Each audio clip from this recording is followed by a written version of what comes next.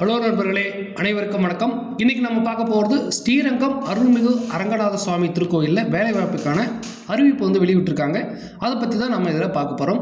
இந்த நோட்டிஃபிகேஷனை நான் இந்த வீடியோக்கு கீழே வர டெஸ்கிரிப்ஷன்லையுமே அட்டாச் பண்ணிடுறேன்.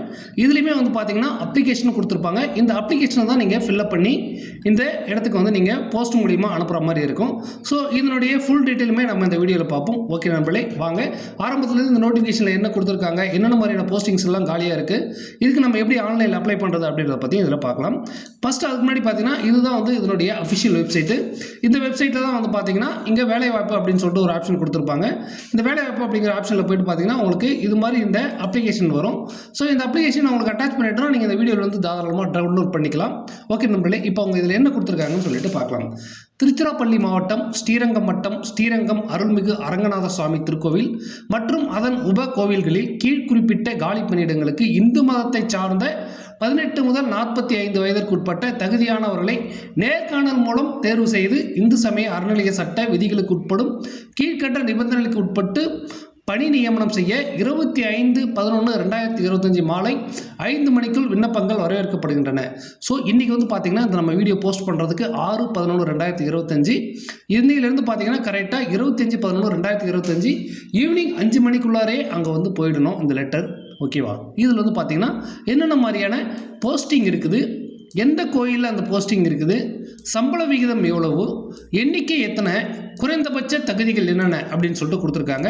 இப்போ உதாரணத்துக்கு பார்த்தீங்கன்னா இளநிலை உதவியாளருக்கு பார்த்தீங்கன்னா பிரதான திருக்கோயில் மெயின் திருக்கோயிலில் தான் பார்த்தீங்கன்னா அதுக்கான வேலை போஸ்டிங் இருக்குது. இதுக்கான சம்பள விகிதம் 18,500 முதல் 58,600 வரை இருக்கும். மொத்த எண்ணிக்கை பார்த்தீங்கன்னா 10 வேக்கண்ட் அதில் காலியாக இருக்குது. இதுக்கான குறைந்தபட்ச கல்வி தகுதி 10ஆம் வகுப்பு தேர்ச்சி அல்லது அரசால் அங்கீகரிக்கப்பட்ட அதற்கு இணையான கல்வி தகுதி பெற்றிருத்தல் வேண்டும் சொல்லியிருக்காங்க. நெக்ஸ்ட் பார்த்தீங்கன்னா கூர்க்கா பிரதான திருக்கோயிலில் வேலை இருக்கும். இதுக்கான சம்பள விகிதம் பார்த்தீங்கன்னா 15,900 முதல் 50,400 வரைக்கும் இருக்குன்னு சொல்லியிருக்காங்க. இதுக்கான போஸ்டிங் பார்த்தீங்கன்னா 2 போஸ்டிங் தான் காலியாக இருக்குது. தமிழில் படிக்க மற்றும் எழுத தெரிந்திருக்க வேண்டும். திருவலகு பிரதான திருக்கோயில் திருவலகுன்ற போஸ்டிங் பார்த்தீங்கன்னா 15,900 முதல் 50,400 வரை இருக்குது. இதுவுமே பார்த்தீங்கன்னா தமிழில் படிக்க மற்றும் எழுத தெரிந்திருக்க வேண்டும் சொல்லியிருக்காங்க. ஸோ இதுக்கெல்லாம் பார்த்தீங்கன்னா எந்த ஒரு எஜுகேஷன் குவாலிஃபிகேஷனுமே கிடையாது.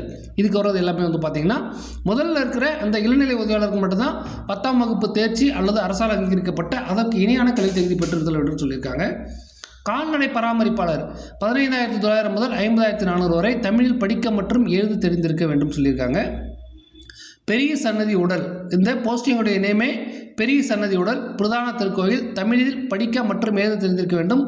யாதொரு சமய நிறுவனங்கள் அல்லது அரசு நிறுவனங்கள் அல்லது ஏனைய யாதொரு அரசால் அங்கீகரிக்கப்பட்ட நிறுவனங்களால் நடத்தப்படும் இசை பள்ளிகளிலிருந்து இது தொடர்புடைய துறையில் சான்றிதழ் பெற்றிருக்க வேண்டும். இந்த பெரிய சன்னதி உடல் என்றதுக்கு பார்த்தீங்கன்னா இந்த 10th நீங்கள் இப்போ உங்களுக்கு 10th படிச்சிருக்க வேண்டியது அவசியம் இல்லை. தமிழ் படிக்க எழுத தெரிஞ்சிருந்தால் போதும். சமய நிறுவனங்கள் அல்லது அரசால் அங்கீகரிக்கப்பட்ட நிறுவனங்களால் நடத்தப்படும் இசை பள்ளிகளிலிருந்து அந்த போஸ்டிங்கு தொடர்பான துறையில் சான்றிதழ் பெற்றிருக்க வேண்டும் சொல்கிறாங்க. பெரிய சன்னதி வீரவண்டி இதுக்குமே பார்த்தீங்கன்னா பிரதான திருக்கோயில் இதுக்குமான சம்பளமே பார்த்தீங்கன்னா 18,500 முதல் 58,600 வரை. தமிழில் படிக்க எழுத தெரிஞ்சிருக்கணும். இதுவுமே பார்த்தீங்கன்னா அங்கீகரிக்கப்பட்ட நிறுவனங்களால் நடத்தப்படும் இசைப்பள்ளிகளிலிருந்து இது தொடர்புடைய துறையில் சான்றிதழ் பெற்றிருக்க வேண்டும். அந்த பெரிய சன்னதி வீரவண்டின்றது சம்பந்தமாக. நெக்ஸ்ட் பார்த்தீங்கன்னா பெரிய சன்னதி சேமக்களம் மற்றும் இதர வாத்தியங்கள் இந்த வாத்தியங்கள் வாசிக்கிறதுக்கான அதுக்கான சர்டிஃபிகேட்டுமே இதில் பெற்றிருக்கணும். இதுக்கெல்லாம் பார்த்தீங்கன்னா 10th பாஸ் ஆகிருக்க தேவையில்லை. அதே மாதிரி தாயார் சன்னதி வீரவண்டி மற்றும் இதர வாத்தியங்கள் இதுக்குமே பார்த்தீங்கன்னா தமிழில் எழுத படிக்க தெரிஞ்சிருக்கணும். அந்த இசை தொடர்பான பள்ளியில் நீங்கள் அதுக்கான சர்டிஃபிகேட்ஸ் வாங்கியிருக்கணும். அதுக்கப்புறம் பார்த்தீங்கன்னா உதவி யானைப்பாகன் பார்த்தீங்கன்னா 2 போஸ்டிங் காலியாக இருக்குது. யானைக்கு பயிற்சி அளித்து கட்டுப்படுத்தி வழிநடத்தும் திறனுடன் யானைக்கு கட்டளையிட்டு கட்டுப்படுத்துவதற்கான மொழியை பேசும் திறனும் பெற்றிருக்க வேண்டும். அந்த யானையை நம்ம கண்ட்ரோல் பண்ணுற அதுக்குன்னு சில ஒரு மொழிகள்லாம் இருக்குது. அந்த மொழிகள் உங்களுக்கு தெரிஞ்சிருக்கணும்னு சொல்கிறாங்க. அடுத்தது சலவையாளர் துணி துவைக்கிறவங்களுக்கு பார்த்தீங்கன்னா 11,600 சம்பளம் முதல் 36,800 சம்பளம் வரை தமிழில் படிக்க மற்றும் எழுத தெரிந்திருக்க வேண்டும். கூட்டுபவர் உபகோயில் உறையூர் ஆலயத்தில் பார்த்தீங்கன்னா இதுக்கான போஸ்டிங் இருக்குது. தமிழில் எழுத படிக்க தெரிஞ்சிருக்கணும் அது கூட்டுறதுக்கு. அதே மாதிரி பார்த்தீங்கன்னா உபகோயில் திருவள்ளரை ஆலயம் அதுலேயும் தமிழில் எழுத படிக்க தெரிஞ்சிருக்கணும். 2 போஸ்டிங் காலியாக இருக்குது. கூட்டுபவர் மேலன்பில் ஆலயம் அன்பில் இருக்கிற ஆலயத்தில் பார்த்தீங்கன்னா தமிழில் எழுத படிக்க தெரிஞ்சிருக்கணும். 1 போஸ்டிங் காலியாக இருக்குது. அதுக்கப்புறம் உபகோயில் கீழன்பில் ஆலயத்திலையுமே வந்து பார்த்திங்கன்னா 2 போஸ்டிங் காலியாக இருக்குது. இந்த பணியிடங்களுக்கான எண்ணிக்கை, பதவி உயர்வு, பணி ஓய்வு உள்ளிட்ட நிர்வாக காரணங்களுக்காக மாறுதலுக்கு உட்பட்டதாகும். திருக்கோயிலால் வெளியிடப்பட்டுள்ள மாதிரி விண்ணப்ப படிவத்தின்படி மட்டுமே உரிய சான்றிதழ் நகல்களுடன் பின்வரும் முகவரிக்கு விண்ணப்பங்களை அனுப்பணும். நீங்கள் இதில் அப்ளிகேஷன் வந்து கீழே அடுத்தடுத்த பேஜெல்லாம் கொடுத்துருப்பாங்க. நீங்கள் அதை மட்டுமே பிரிண்ட் அவுட் எடுத்து அது கூட நீங்கள் என்னென்ன கோர்ஸ் முடிச்சிருக்கிறீங்கன்றதுக்கான சர்டிஃபிகேட்ஸ் எல்லாம் கூட வந்து ஜெராக்ஸ் வச்சு அட்டாச் பண்ணி அனுப்புங்க. நெக்ஸ்ட் வந்து பார்த்தீங்கன்னா இது இணை ஆணையர் செயல் அலுவலர் வந்து வெளியிட்டிருக்காங்க. ஸ்ரீரங்கம் அருள்மிகு அரங்கநாத சுவாமி திருக்கோயிலில் இந்த பணிக்கான விண்ணப்பம் வரிசை எண் கொடுத்துருக்குறாங்க பாருங்க. இந்த வரிசை எண், அதாவது இந்த பணிக்கான வரிசை எண் கொடுத்துருப்பாங்க பாருங்க.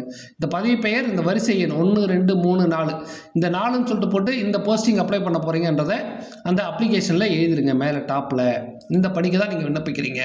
வரிசை எண் 1 இளநிலை உதவியாளர், வரிசை எண் 2 இது மாதிரி வந்து போட்டு குர்கா இது மாதிரி போட்டு நீங்கள் எந்த போஸ்டிங் அப்ளை பண்ணுறீங்களோ அதுக்கான பணிக்கான விண்ணப்ப படிவத்தை அனுப்புங்க.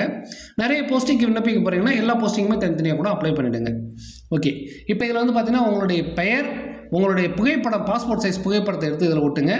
தகப்பனார் பெயரை தமிழில் எழுதுங்க, தாயார் பெயரில் தமிழில் எழுதுங்க. முகவரி சான்றுடன் முகவரி எழுதி அந்த முகவரிக்கான சான்று உங்களுடைய ஆதார் கார்டு, ரேஷன் கார்டு இதெல்லாம் வந்து கூட அட்டாச் பண்ணிக்கோங்க. உங்களுடைய அலைபேசி எண், வாட்ஸ்அப் எண், மின்னஞ்சல் முகவரி, பிறந்த நாள், வயது சான்றிதழ், 10th மார்க் லிஸ்ட்டு இல்லை 8th மார்க் லிஸ்ட்டு இல்லை ஸ்கூல் டிசி இது மாதிரி நீங்கள் வைக்கலாம். கல்வி தகுதி சான்று, தொழில்நுட்ப கல்வி தகுதி சான்று, இந்த இசைப்பள்ளியில் பயிற்சியதுக்கானதெல்லாம் சொல்கிறாங்க இல்லையா, கணினி அறிவு உட்பட உங்களுக்கு கணினி அறிவு இருந்ததுன்னா அந்த சான்றையும் கூட வச்சுக்கலாம். பள்ளி கல்லூரி மாற்றுச் சான்றிதழ், ஜாதி சான்றிதழ், வகுப்பு சான்றிதழ், அதாவது ஓசி, பிசி, எம்பிசி இதெல்லாம் கொடுங்க. ஜாதி சான்றிதழ் சான்றுடன் எடுக்கணும்னு சொல்லிட்டு சொல்லியிருக்காங்க.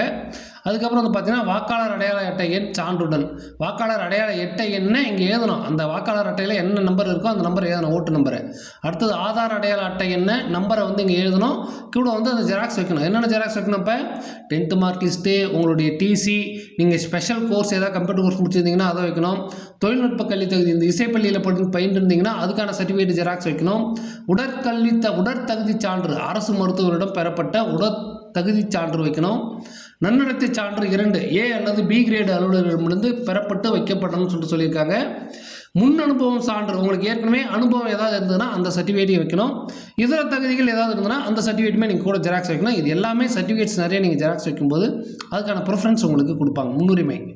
ஓகே, ஸ்ரீரங்கம் அருள்மிகு அரங்கநாத சுவாமி திருக்கோயிலில் பொதுவான தகுதிகள் என்னென்ன இருக்குன்னு சொல்லிட்டு கொடுத்துருக்காங்க பாருங்கள். தமிழ் நன்கு எழுத படிக்க தெரிந்திருக்க வேண்டும். இந்து மதத்தை சார்ந்தவர்களாகவும் இறை நம்பிக்கை உடையவர்களும் இருக்க வேண்டும். இந்து மதத்தை சார்ந்தவர்களாக இருக்கணும், இறை நம்பிக்கை உடையவர்களாக இருக்கணும். 1/7/2025 அன்று 18 வயது பூர்த்தி அடைந்தவர்களாகவும் 45 வயதுக்கு உட்பட்டவர்களாகவும் இருக்க வேண்டும். 45 வயசுக்கு மேலே இருக்கக்கூடாது, 45 வயசுக்குள்ளார இருக்கிறவங்களா தான் இருக்கணும். பணியிடங்களின் எண்ணிக்கை, பதவி உயர்வு, பணி ஓய்வு உள்ளிட்ட நிர்வாக காரணங்களுக்காக மாறுதலுக்கு உட்படும் சொல்லியிருக்காங்க. ஸோ ஒவ்வொரு பணியிடத்திற்கும் தனித்தனியாக விண்ணப்பிக்கணும். இங்கே சொல்லியிருக்காங்க பற்றியா 6வது பாயிண்ட்டில் நான் ஏற்கனவே உங்களுக்கு சொன்னேன். ஒரு போஸ்டிங் நீங்கள் நிறைய போஸ்டிங் விண்ணப்பிக்க போகிறீங்கன்னா ஒவ்வொரு போஸ்டிங்கும் தனித்தனியாக அப்ளிகேஷன் பண்ணணும். இணைக்கப்படும் சான்றுகளில் அரசிதழ் பதிவு பெற்ற அலுவலரிடம் சான்றுப்பும் பெற்று அனுப்பப்பட வேண்டும். அட்டஸ்டட் ஜெராக்ஸ் காப்பி, இணைக்கப்படும் சான்றிதழ்களில் அரசு பதிவு பெற்ற அலுவலரிடம் சான்றுப்பம் பெற்று அனுப்பணும். நீங்கள் என்னென்ன ஜெராக்ஸ் வைக்கிறீங்களோ அது எல்லாத்துலேயுமே வந்து பார்த்தீங்கன்னா கவர்மெண்ட்டு அதிகாரிகள்கிட்ட கையெழுத்து வாங்கி வைக்க சொல்கிறாங்க. விண்ணப்பதாரர் வசிக்கும் எல்லைக்குட்பட்ட காவல் நிலையத்தில் விண்ணப்பதாரர் மீது எவ்வித குற்றவியல் நடவடிக்கை ஏதுமில்லை என்ற சான்றிதழ் இணைக்கப்பட வேண்டும். அதாவது என்ன சொல்கிறாங்கன்னா, இந்த என்ஓசி சர்டிஃபிகேட் அப்படின்னு சொல்லுவாங்க, நோ அப்ஜெக்ஷன் சர்டிஃபிகேட்னு சொல்லுவாங்க. இது மாதிரி போலீஸ்லேயுமே வந்து பார்த்தீங்கன்னா உங்கள் பேரில் வந்து கேஸ் இல்லை அப்படிங்கிறதுக்காக ஒரு சர்டிஃபிகேட் ஒன்று கொடுப்பாங்க. அந்த சர்டிஃபிகேட்ஸுமே நீங்கள் இதில் வாங்கி வைக்கணும். அதுக்கு ஒரு 500 ரூபாய் நீங்கள் பணம் கட்டி ஆன்லைனில் அப்ளை பண்ணிங்கன்னா உங்களுக்கு அந்த சர்டிஃபிகேட் கவர்மெண்ட் டிபார்ட்மெண்ட்லேருந்து கிடைக்கும். ஸோ நீங்கள் அதை வாங்கி வச்சுக்கலாம். விண்ணப்பதாரர்களால் வழங்கப்படும் சான்றுகள் அனைத்தும் சம்பந்தப்பட்ட துறைகளின் உண்மைத்தன்மை குறித்து பரிசீலனைக்கு உட்படுத்தப்படும்.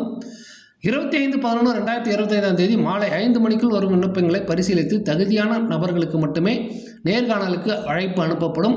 நேர்காணலுக்கு அழைக்கப்படும் விண்ணப்பதாரர்கள் குறிப்பிட்ட நாளில் நேரத்தில் தனது சொந்த செலவில் பொறுப்பில் அனைத்து அசல் சான்றுகளுடனும் ஆஜராக வேண்டும். எவ்வித காலதாமதமோ காரணங்களோ ஏற்றுக்கொள்ளப்படாது.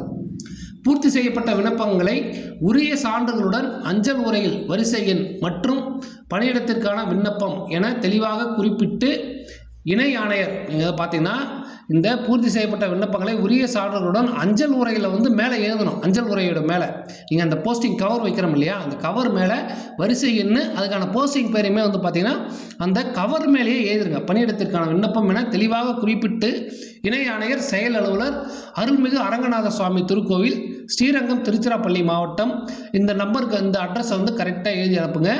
இது கூட டேஷ் என்ற முகவரிக்கு நேரிலும் அஞ்சல் மூலமாகவும் அனுப்ப வேண்டும். நேரில் கூட நீங்கள் போய்ட்டு கொடுக்கலாம். இது கூட வந்து பார்த்தீங்கன்னா 25 ரூபாய் மதிப்புள்ள அஞ்சல் வெள்ளை ஒட்டிய சுய விலாசமிட்ட உங்களுடைய அட்ரஸ் போட்ட ஒப்புகை அட்டைகளுடனும் அஞ்சல் உரையுடனும் இணைத்து அனுப்ப வேண்டும். ஒரு 25 ரூபாய் ஸ்டாம்ப் போட்டி அதையுமே வந்து பார்த்தீங்கன்னா அந்த கவர் உள்ளார வச்சு அனுப்பிச்சிடுங்க. நிர்ணயிக்கப்பட்ட காலக்கெடுக்கிற்குள் பெறப்படும் விண்ணப்பங்கள் மட்டுமே பரிசீலனைக்கு ஏற்றுக்கொள்ளப்படும். மேலும் தகுதியான விண்ணப்பங்கள் மட்டுமே பரிசீலனை செய்யப்படும் சொல்லி கொடுத்துருக்காங்க. விண்ணப்ப படிவத்தில் விவரங்கள் முழுமையாக பூர்த்தி செய்யப்படாமலும் கேட்கப்பட்ட சான்றுகள் இணைக்கப்படாமல் பெறப்படும் விண்ணப்பங்கள் ஆரம்ப நிலையிலேயே நிராகரிக்கப்படும். நீதிமன்றத்தில் தண்டனை பெற்றவர்கள், குற்ற நடவடிக்கைகள் சம்பந்தப்பட்டவர்கள், ஜாமீனில் கட்டுப்படுத்தப்பட்டவர்கள், திருக்கோயிலுக்கு எதிராக வழக்கு தொடர்ந்தவர்கள், திருக்கோயில் குத்தகைதாரர்கள் மற்றும் வாடகைதாரர்கள், அரசு மற்றும் அரசு சார்ந்த நிறுவனங்களிலிருந்து விலக்கப்பட்டவர்கள், தீர்ப்பு கடனாளிகள் ஆகியோர் விண்ணப்பிக்க தகுதியற்றவர்கள் ஆவர். தேர்ந்தெடுக்கப்படும் பணியாளர் இத்திருக்கோயிலின் உபகோயில்களுக்கும் மற்றைய பணிகளுக்கும் பணியிட மாறுதல் செய்யப்படுவார் சொல்லியிருக்காங்க. விண்ணப்பதாரர் தமிழ்நாடு இந்து சமய அறநிலையத்துறை சட்ட விதிகளுக்கு உட்பட்டும் திருக்கோயில் தொன்று தொட்டு கடைபிடிக்கப்படும் பழக்க வழக்கங்கள், நடைமுறைகள் மற்றும் திருக்கோயில் நிர்வாகத்தினரால் அவ்வப்போது பிறப்பிக்கப்படுகின்ற உத்தரவுகளுக்கு கட்டுப்பட்டும் பணிபுரிய கடமைப்பட்டவர் ஆவர். விண்ணப்பதாரரால் தெரிவிக்கப்பட்ட விவரங்கள் அனைத்தும் சரியானவை என உறுதியளிக்க வேண்டும். தவறான தகவல்கள் அல்லது போலியான ஆவணங்கள் ஏதேனும் அளித்து பணி நியமன ஆணை பெறப்படும் பட்சத்தில் எவ்வித முன்னறிவிப்புமின்றி பணி நீக்கம் செய்தும் சட்ட ரீதியான நடவடிக்கைகளுக்கும் உட்படுத்தப்படுவர். இதர விவரங்களை அலுவலக வேலை நேரங்களில் தெரிந்து கொள்ளலாம். இந்த பணி நியமன நடவடிக்கை அனைத்தும் அரசால் அவ்வப்போது பிறப்பிக்கப்படும் அரசாணைகள் மற்றும் சுற்றறிக்கைகளுக்கும் அவ்வப்போது நடைமுறையில் உள்ள சட்டங்களுக்கும் நீதிமன்ற உத்தரவுகளுக்கும் கட்டுப்பட்டதாகும். ஸோ இதுதான் வந்து பார்த்தீங்கன்னா அவங்க கொடுத்துருக்காங்க. எனக்கு தெரிஞ்சு இதில் அவங்க கொடுத்தது இல்லாமல் ஒன்றும் நீங்கள் முக்கியமான விஷயங்கள்லாம் தெரிஞ்சிக்க வேண்டியது, இந்த ஸ்ரீரங்கம் கோயிலை பற்றி தெரிஞ்சுக்கோங்க. ஸ்ரீரங்கம் கோயிலுடைய வரலாற்றுலாம் பற்றி தெரிஞ்சுக்கோங்க. கடவுளுடைய பக்தி இருக்கிறவங்களுக்கு தான் வந்து பார்த்தீங்கன்னா இதில் ப்ரிஃபரன்ஸ் கொடுப்போன்னு சொல்லியிருக்காங்க. ஸோ அதனால் கோயில் அந்த கோயிலுடைய வரலாறு, கடவுள்களை பற்றி தெரிஞ்சுக்கோங்க, கடவுளுடைய வரலாறுகளை பற்றி தெரிஞ்சுக்கோங்க. ஸோ நம்ம இந்து சமயத்தை பற்றி தெரிஞ்சுக்கிட்டு இதை நீங்கள் அட்டன் பண்ணும்போது இன்னும் உங்களுக்கு கொஞ்சம் கூடுதலான ஒரு எஃபெக்டிவாக இருக்கிறதுக்கான வாய்ப்புகள் இருக்குது. ஓகே நண்பர்களே, இந்த வீடியோ உங்களுக்கு பிடிச்சிருந்ததுன்னா உங்களுடைய நண்பர்களுக்கு ஷேர் பண்ணுங்கள். நிறைய பேருக்கு இப்படி ஒரு வேலை இருக்குன்றது தெரியாமல் இருக்கும், அவங்களுக்கு இது யூஸாக இருக்கிறதுக்கு வாய்ப்பு இருக்குது. தேங்க்யூ ஃபார் வாட்சிங் திஸ் வீடியோ.